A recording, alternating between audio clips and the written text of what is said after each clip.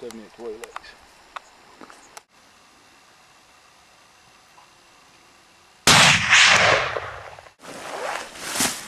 Way to go, Jason. How far is that? 173? It was 173 to the spruce, so he's maybe 190 at the most. I just knew, as long as he was within 200, I knew where I was going to hold on him.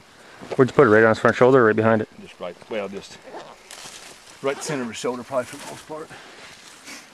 Good shot.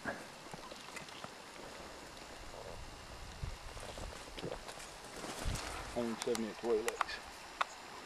Big ravine in front of us. Can't get any closer to him really, but.